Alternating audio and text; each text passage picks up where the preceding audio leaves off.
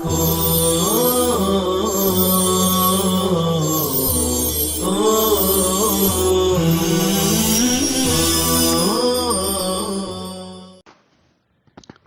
الله الرحمن الرحيم نحمده ونصلي على رسوله الكريم أما بعد.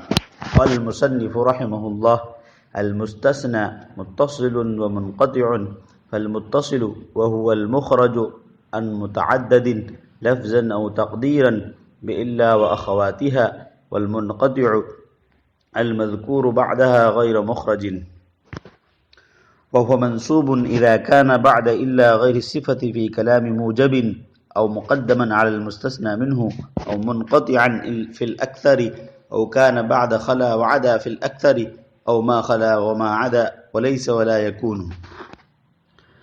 مستثنی متصل اور منقطع ہے، یعنی مستثنی کی دو قسم ہیں، متصل اور منقطع. فالمتصل، پس مستثنی متصل وہ اسم ہیں جو الا اور اس کے اخوات کے ذریعے متعدد چیزوں کے حکم سے نکالا گیا ہو، مخرج نکالا گیا ہو، ان متعدد متعدد چیزوں کے حکم سے، لفظاً و تقدیراً، خواہ و متعدد چیزیں یعنی مستثنی منہ لفظوں میں مذکور ہو یا مقدر ہو. والمنقطع، اور منقطع مستثنی منقطع وہ اسم ہیں جو الا کے بعد ذکر کیا گیا ہو، درا حالہ کہ وہ متعدد چیزوں سے نکالا نہ گیا ہو، غیر مخرج متعدد چیزوں سے نکالا نہ گیا ہو.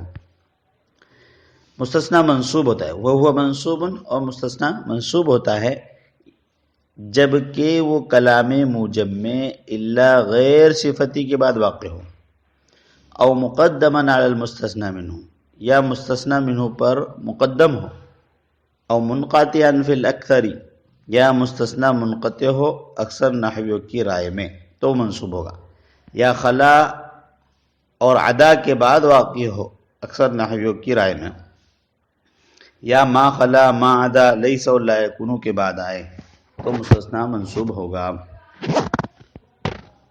طلبہ عزیز، یہاں سے مصنف علیہ الرحمہ 8واں منصوب مستثنی کو بیان کر رہے ہیں.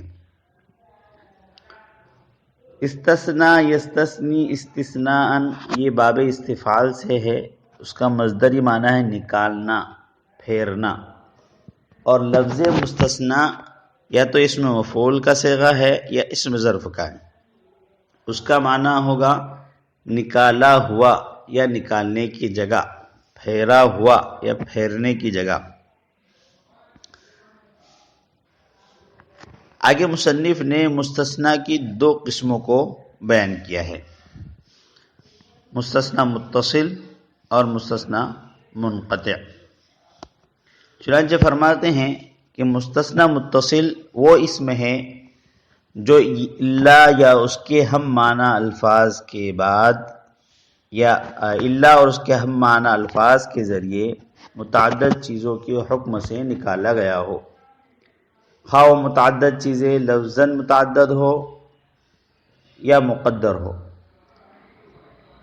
متعدد چیزوں سے مراد ہے مستثنی منہ.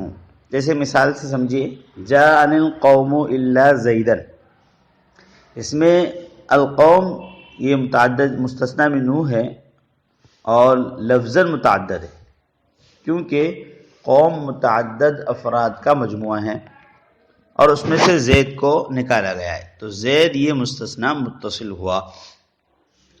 یا وہ متعدد چیزیں تقدیراً متعدد ہو، جسے ما جاءنی الا زید، یہ اصل میں ہے ما جاءنی احد الا زید. احد جو کہ مستثنی منہ ہے اور متعدد ہے، مگر اس کا تعدد لفظوں میں مذکور نہیں ہے. لہذا اگر لفظوں میں دیکھا جائے اور اس کو ہم نے تقدیر نکالی احدن کو، تو احدن تو یہ وحدت کے لیے، لیکن تقدیراً اس میں تعدد ہے.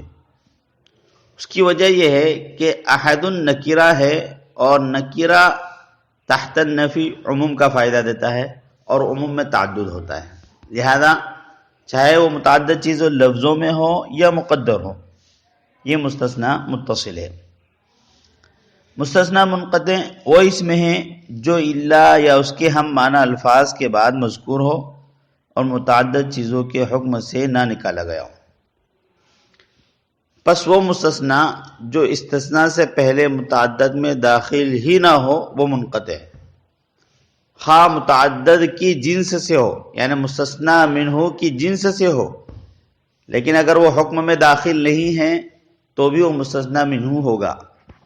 اس بات کو اچھی طرح سمجھیے کہ یہ مستثنا جو استثناء سے پہلے متعدد چیزوں میں یعنی مستثنا منہ کے حکم میں داخل ہی نہ ہو وہ منقطع ہو، خواہ وہ متعدد یعنی مستثنا کی جنس سے ہو۔ جیسے جاء عن القوم الا زیدا، اس میں زید مستثنا منقطع ہو سکتا ہے، کیوں؟ اس صورت میں کہ قوم میں وہ داخل ہی نہ ہو، کہ قوم سے ان لوگوں کو مراد لیا جائے جس میں زید نہ ہو، اگرچہ زید قوم کی جنس سے ضرور ہے تو بھی وہ مستثنا منقطع ہوگا۔ یعنی مثال کے طور پر ایک درجے کے اندر بہت سارے طلبہ ہیں اور اس میں زید نام کا کوئی فرد نہیں ہے۔ اب اگر کوئی استاد یہ کہے کہ جاء عن القوم الا زیدا یا جاء عن الطلاب من الصف الاول الا زیدا، کہ عربی اول کے طلبہ سارے میرے پاس آئے سوائے زید۔ اب زید ان عربی اول کے طلبہ میں ہے ہی نہیں تو بھی یہ مستثنا منقطع ہے، گرچہ یہ بھی طالب علم ہیں۔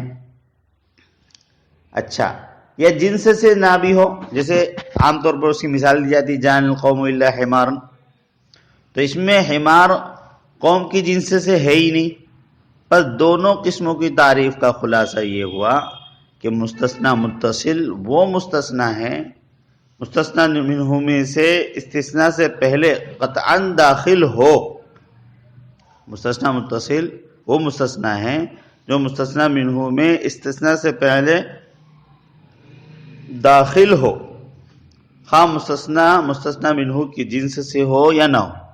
اور مستثنا منقطع وہ ہے کہ مستثنا منہ میں استثناء سے پہلے قطعاً داخل نہ ہو بلکہ خارج ہو، خواہ وہ مستثنا منہ کی جنس سے ہو یا نہ ہو۔ یہ ہے وہ تعریف جس کو محققین علماء نحات نے اختیار کیا ہے، اور مصنف کافیہ علامہ ابن حاجب نے بھی اسی کو اختیار کیا ہے۔ اور ایک تعریف عام ہے کہ مستثنا متصل وہ ہے جو مستثنا منہ کی جنس سے ہو، اور مستثنا منقطع وہ ہے کہ مستثنا منہ کی جنس سے نہ ہو۔ لیکن محققین نے یہی تعریف کی ہے کہ چاہے اس کی جنس سے ہو، اگر وہ اس حکم میں داخل نہیں تھا تو بھی وہ مستثنا منقطع ہوگا۔ اس کی آپ مثالیں سمجھ لیجئے، جیسے مستثنا متصل کی مثال قرأت الکتاب کلہ الا صفحتین، میں نے 2 صفحوں کے علاوہ پوری کتاب پڑھ لی۔ اب اس مثال میں دیکھیے کہ الا کے آنے سے پہلے صفحتین یہ ما قبل والے حکم میں یعنی قرأت میں داخل تھے، یعنی صفحتین یعنی 2 صفحے کے پڑھے جانے کو بھی بتایا جا رہا تھا، پھر الا کے ذریعے صفحتین 2 صفحوں کو قراءت کے تعلق سے نکال گیا، تو یہ مستثنا متصل۔ اور ایک کے مستثنا منقطع کی مثال سمجھیے، راشد یقرأ الکتب الانجلیزیۃ الا قرآن، راشد نے قرآن کے علاوہ انگریزی کتابیں یا راشد قرآن کے علاوہ انگریزی کتابیں پڑھتا ہے۔ اب اس مثال میں دیکھیے کہ الا کے آنے سے پہلے بھی قرآن ما قبل کے حکم میں داخل نہیں تھا، یعنی قرآن کے پڑھے جانے کو نہیں بتایا گیا، لہذا پہلے کو مستثنا متصل اور دوسرے کو مستثنا منقطع کہیں گے۔ اب یہاں پر ایک سوال یہ ہوتا ہے کہ مصنفین کے یہاں یہ اصول ہے کہ پہلے کسی چیز کی تعریف کرتے ہیں پھر اس کی قسموں کو بیان کرتے ہیں، جیسا کہ مصنف علیہ الرحمہ نے کلمہ اور کلام کی پہلے تعریف کی، اس کے بعد ان کی قسموں کو ذکر کیا، لیکن مصنف نے اس اصول کو یہاں پر چھوڑ دیا، چنانچہ مستثنیٰ کی تعریف کیے بغیر ہی پہلے اس کی قسمیں اور تقسیم کو بیان کیا، پھر اس میں سے ہر ایک کی علیحدہ علیحدہ تعریف کی۔ ایسا کیوں کیا؟ اس کا جواب یہ ہے کہ تعریف کے لیے ضروری ہے کہ معرف یعنی جس کی تعریف کی جا رہی ہے، معرف کے واسطے سے ایسا مفہوم کلی جو معرف کے تمام افراد کو شامل ہو اور وہ تمام افراد اس مفہوم کلی میں شریک ہو، اور استثناء کے لیے ایسے مفہوم کلی کا تجویز کرنا جو استثناء کی دونوں قسموں کو شامل ہو ممکن نہیں تھا، لہذا اس کی تعریف کرنا بھی ممکن نہ ہوا۔ اس لیے مصنف نے اس کی تعریف کو چھوڑ دیا اور پہلے اس کی تقسیم بیان کی، متصل اور منقطع، پھر ان میں سے ہر ایک کی تعریف کر دی۔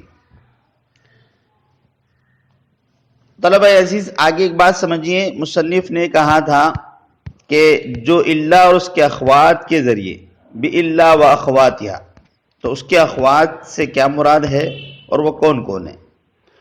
اخوات بھی بولتے ہیں، آپ اس کو ادات استثناء بھی بول سکتے ہیں، حروف استثناء بھی بول سکتے ہیں۔ تو حروف استثناء یا ادات استثناء یہ کل 10 ہے، خلا، عدا، ما خلا، ما عدا، حاشا، لیس، لا یکون، سوا، سوا اور غیرہ۔ ان سب کے ما قبل کو مستثنی منہ اور ما بعد کو مستثنی کہتے ہیں، اور خود ان حروف کو حروف استثناء یا ادات استثناء کہا جاتا ہے۔ یہاں پر آگے مصنف نے وہو منصوب سے مستثنی کا اعراب بیان کیا ہے۔ اس اعراب کو، مستثنی کے اعراب کو سمجھنے سے پہلے ضروری ہے کہ چند اصطلاحات آپ اچھی طرح سمجھ لیں، پھر اس کے بعد ہم اس کے اعراب کی طرف جائیں گے۔ مستثنی کس کو کہتے ہیں؟ تو اس کی تعریف دونوں قسمیں گزر چکی ہے، متصل اور منقطع۔ مستثنی متصل بھی ہوتا ہے اور منقطع بھی ہوتا ہے، دونوں کی تعریف گزر چکی۔ مستثنی منہ، مستثنی منہ وہ متعدد جس سے ادات استثناء کے ذریعے بعض افراد کو نکالے گئے ہو، بعض افراد کو نکالا گیا ہو، یعنی مستثنی منہ ان متعدد چیزوں کو کہیں گے کہ اللہ کے بعد جو اسم آ رہا ہے اس کو ان متعدد چیزوں سے نکالا گیا ہے۔ ایک ہوتا ہے کلام موجب اور ایک ہوتا ہے کلام غیر موجب۔ کلام موجب وہ کلام ہے جس میں نفی نہیں اور استفہام نہ ہو، جیسے قرأت الکتاب الا صفحۃ، اس میں نفی اور نہیں استفہام کچھ نہیں ہے کہ میں نے ایک صفحے کے علاوہ پوری کتاب پڑھ دی۔ کلام غیر موجب، کلام غیر موجب وہ کلام ہے جس میں نفی نہیں استفہام میں سے کوئی ایک پایا جائے، جیسے لا تقرأ الا کتابا علمیہ، یہ کلام غیر موجب ہے۔ اصل میں موجب بولتے ہیں مثبت کو، تو آپ آسانی کے لیے، یاد رکھنے کے لیے اعتبار سے آپ اس کو اس طرح سمجھیں، موجب مثبت کو بولتے ہیں، تو جہاں کلام موجب کہا جائے تو وہاں پر یہ سمجھا جائے کلام مثبت، یعنی جس میں نفی نہیں نہ ہو، اور غیر موجب غیر مثبت اور غیر مثبت منفی کو کہیں گے، تو جس میں نفی نہیں استفہام ہو تو اس کو کلام غیر موجب۔ مستثنی مفرغ، مستثنی مفرغ وہ مستثنی جس سے پہلے مستثنی منہ مذکور نہ ہو، جیسے ما جاءنی الا زید۔ اب یہاں پر اللہ سے پہلے القوم، احد وغیرہ کوئی مستثنی منہ مذکور نہیں۔ مستثنی غیر مفرغ وہ مستثنی جس سے پہلے مستثنی منہ لفظوں میں مذکور ہو، جیسے جاءنی القوم الا زیدا، یہاں پر القوم مستثنی منہ لفظوں میں مذکور ہے، اس لیے غیر مفرغ۔ اس کو بھی سمجھ لیجئے مفرغ فارغ، یعنی وہ مستثنی منہ سے فارغ ہے، اس کو مستثنی منہ کو ضرورت نہیں ہے، وہ مفرغ۔ اور غیر مفرد جو فارغ نہ ہو، یعنی جس کے اندر مستثنی منہ بھی ہو. الا صفتی، الا صفتی وہ کلمہ الا جو غیر کے معنی میں ہو اور اس کے بعد واقع ہونے والا اسم مستثنی نہ ہو بلکہ وہ اپنے ما قبل کے لیے صفت بنے. جیسے اس کی مثال ہے لو کان فیہما آلہۃ الا اللہ لفسدتا. الا اللہ میں الا جو ہے یہ الا صفتی ہے. کیوں؟ اس لیے کہ بعد میں آنے والا جو اسم ہے اللہ یہ اس کی صفت بن رہا ہے، لہذا الا یہ صفت ہوا. ایک ہے الا غیر صفتی، یعنی الا کو وہ کلمہ جس کے بعد واقع ہونے والا اسم مستثنی بن جائے، جیسے جان القوم الا زیدن، یہ الا غیر صفتی ہے. بہرحال یہ چند اصطلاحات تھی جن کا سمجھنا یاد رکھنا ضروری ہے تاکہ آگے جو مستثنی کا اعراب آ رہا ہے اس کو سمجھنا آسان ہو جائے. چنانچہ وہو منصوب اذا کان بعد الا غیر صفتی، صاحب کتاب علامہ ابن حاجب نے مستثنی کی تقسیم اور تعریف سے فارغ ہو کر یہاں سے اس کا اعراب بیان فرمایا ہے. چنانچہ وہو منصوب سے لے کر ولیس ولا یکون والی عبارت تک مصنف نے مستثنی کے پہلے اعراب یعنی منصوب ہونے کی 5 صورتوں کو بیان فرمایا ہے. سب سے پہلی صورت منصوب ہونے کی، اذا کان بعد الا غیر صفتی فی کلام موجب، یعنی جس وقت مستثنی کلام موجب میں الا غیر صفتیہ کے بعد واقع ہو تو مستثنی منصوب ہوگا. جیسے جاء القوم الا زیدن. اب ہم یہاں پر بار بار کلام موجب، غیر موجب، الا صفتی، غیر صفتی اس کی تشریح نہیں کریں گے، اسی لیے ہم نے اس کو پہلے بیان کر دیا، اس کی وضاحت پہلے ہی کر دی. تو جس وقت مستثنی کلام موجب میں الا غیر صفتیہ کے بعد واقع ہو، جیسے جاء القوم الا زیدن، تو مستثنی منصوب ہوگا. او مقدما علی المستثنی منہ، دوسری صورت بیان کر رہے ہیں کہ جس وقت مستثنی منہ پر مقدم ہو، جیسے ما جاءنی الا زیدن احد. یہاں پر دیکھیے زیدن یہ مستثنی ہے اور احد مستثنی منہ ہے، اور احد مستثنی منہ یہ مؤخر ہے اور زیدن مستثنی منہ یہ مقدم ہے. تو او مقدما علی المستثنی منہ، مستثنی منہ پر مقدم ہے لہذا منصوب ہوگا. او منقطعا فی الاکثر، یہاں سے مصنف منصوب ہونے کی تیسری صورت کو بیان فرماتے ہیں کہ اکثر علماء نحات کے یہاں ان کی رائے یہ ہے کہ مستثنی منقطع ہو تو بھی منصوب ہوگا، چاہے کلام موجب میں ہو جیسے جاء القوم الا حمارا، یا کلام غیر موجب میں ہو جیسے ما جاء القوم الا حمارا. صاحب کافیہ نے فی الاکثر والی عبارت سے اس بات کی طرف اشارہ کیا ہے کہ اس میں اختلاف ہے. ایک طرف جمہور علماء نحات ہے جن کا مسلک یہی ہے جو ابھی ذکر کیا گیا کہ وہ مستثنی منقطع منصوب ہوگا، اور دوسری طرف بنو تمیم کے علماء نحو ہے، یہ حضرات فرماتے ہیں کہ مستثنی منقطع پر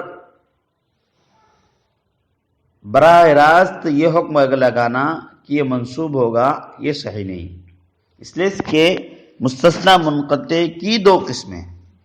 پہلی قسم ہے کہ مستثنی منہ کو حذف کرنا جائز ہو، جیسے ما جاء القوم الا حمارا، یہاں پر قوم کو حذف کرنے سے معنی میں کوئی خرابی نہیں آتی. جیسا کہ مستثنی متصل جب کلام موجب میں ہو تو جس طرح اس کو مرفوع پڑھنا بدل ہونے کی بنا پر جائز ہے، اس طرح منصوب پڑھنا بھی مستثنی ہونے کے اعتبار سے جائز ہے. تو جیسے ما جاء القوم الا زیدن یا ما جاءنی الا زیدن، بالکل ایسے ہی اس کو بھی مرفوع پڑھنا بدلیت کی بنا پر جائز ہے۔ دوسری صورت مستثنی منہ کی، جہاں مستثنی منہ کو حذف کرنا جائز نہ ہو، جیسے اللہ تعالیٰ کا حکم ہے قرآن کریم میں لا عاصم اليوم من امر اللہ الا من رحم، یہ عاصم مستثنی منہ ہے جس کو حذف کرنا جائز نہیں، کیونکہ یہ لائے نفی جنس کا اسم ہے اور اسے حذف نہیں کیا جا سکتا، لہذا من رحیم جو کہ مستثنی ہے یہ محلاً منصوب ہی ہوگا اور منصوب پڑھنا اس کو واجب ہے۔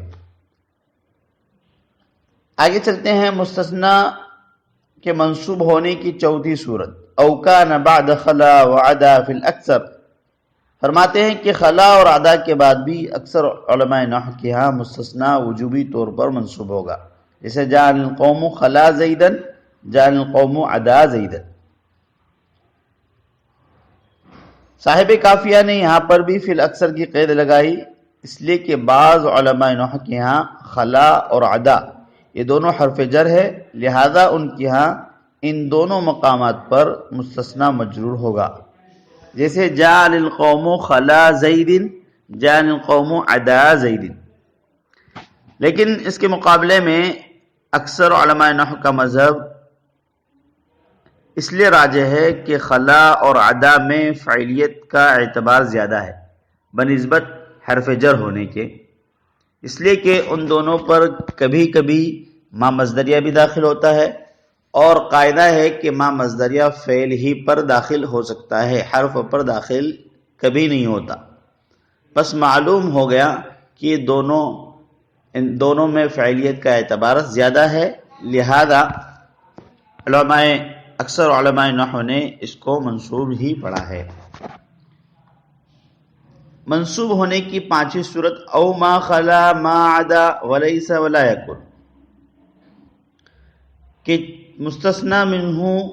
مستثنی کا منصوب ہونا واجب ہے، اور وہ یہ ہے کہ مستثنی ما خلا ما عدا لیس ولا یکن کے بعد آئے، جیسے جاء القوم ما خلا زیدا، جاء القوم ما عدا زیدا، اس طریقے سے جاء القوم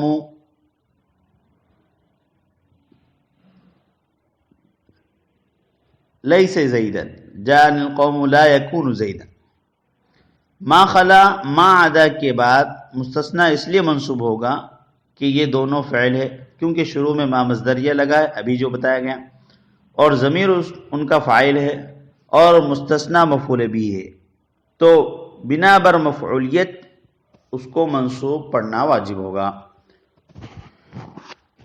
اور لیس اور لا یکون کے بعد اس لیے منصوب ہوگا کہ یہ دونوں افعال ناقصہ میں سے ہے، اور استثناء کی بحث میں ان کا فاعل ہمیشہ کے لیے ضمیر مستتر ہوا کرتا ہے، اور جو ماقبل والے فعل کے اسم فاعل کی طرف وہ ضمیر لوٹتی ہے، اور مستثنی ان کے لیے خبر ہوگی، اور خبر چونکہ افعال ناقصہ کی خبر چونکہ منصوب ہوتی ہے لہذا مستثنی بھی منصوب ہوگا، اور پھر یہ دونوں اپنے اسم اور خبر سے مل کر مستثنی منہ سے حال واقع ہونے کی وجہ سے محلاً منصوب ہوں گے، لہذا جاء القوم لیس زیدا اس کی تقدیر عبارت نکلے گی جاء القوم لیس الجائی منہم زیدا، جاء القوم لا یکون زیدا اس کی تقدیر عبارت نکلے گی جاء القوم لا یکون الجائی منہم زیدا۔